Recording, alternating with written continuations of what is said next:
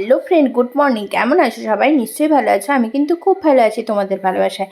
দেখো, আজকে না রাত্রিবেলাতে রান্না করব কি বুঝতে পারছি না, তারপরে চলে এসেছিলাম। দেখো, আজকে সমস্ত প্রায় রান্না ছিল।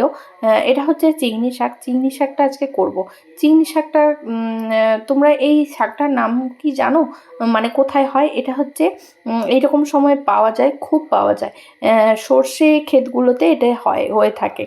খুব মানে টেস্টি হয় শাকটা। আর দেখো, আমি সিদ্ধ করে নিয়েছি পেঁয়াজ, মানে বেগুন, আর মানে ডাল, আলু, আর হচ্ছে মানে একটু গাজর দিয়ে দিয়েছি। তোমরা গাজর নাও দিতে পারো, কিন্তু বেগুন আর আলুটা তোমাদেরকে দিতেই হবে। আর একটু ডাল হলে ভালোই হয়, টেস্ট একটু দারুণ হয়।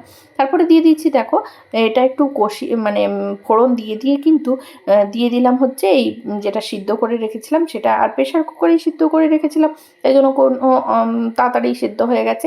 আর সেদ্ধ করতে করতে ভালো করে নাড়তে হবে, সুন্দর করে, যাতে একটু একটু ভালো হয়। আর চিংড়ি শাকটা একদম লাস্টে দিতে হবে। চিংড়ি শাকটা মানে দেখাবো তোমাদেরকে, চলো।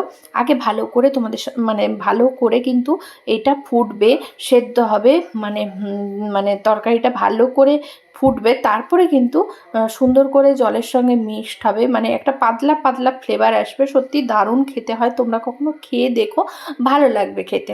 আমি আগে খুব একটা পছন্দ করতাম না, কিন্তু এখন সবই খাই, ভালোও লাগে খেতে। তারপরে চলে এসেছিলাম, দেখো আগে করতে করতে রান্নাগুলো এবারে করে ফেলছি, তোমাদের সঙ্গেও শেয়ার করে নিচ্ছি। দেখো, আর একটু জল দিয়ে দিলাম, যেটা ডালটা ধুয়ে।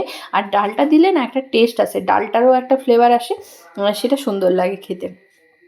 আর বেগুনটা তো একটা আসেই, আর শাকে একটু বেগুন দিতেই হয়।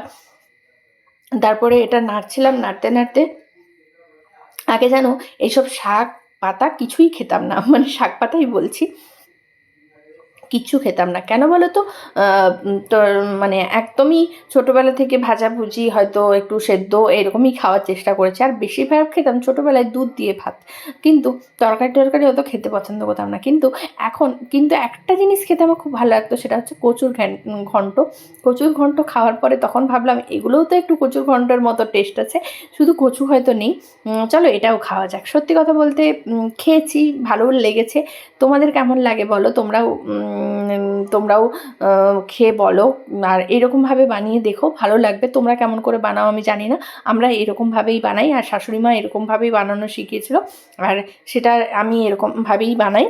খুব একটা আর এটাতে আমি একটু অ্যাড করেছিলাম একটুখানি পেঁয়াজ আর একটুখানি আদা বাটা, যেটা না দিলেও হয়। অনেক সময় নিরামিষ করলেই ভালো লাগে বেশি আমার শাকের তরকারি। তারপরে ফোটার পরে আমি কিন্তু এবারে দিয়ে দিয়েছিলাম চিংড়ি শাকের মানে এইগুলো একদম গোটা গোটা। তারপরে কিন্তু একদম বন্ধ করে দিয়ে এবারে ভালো করে নেড়ে নিয়ে কিন্তু চাপা দিয়ে দেবো।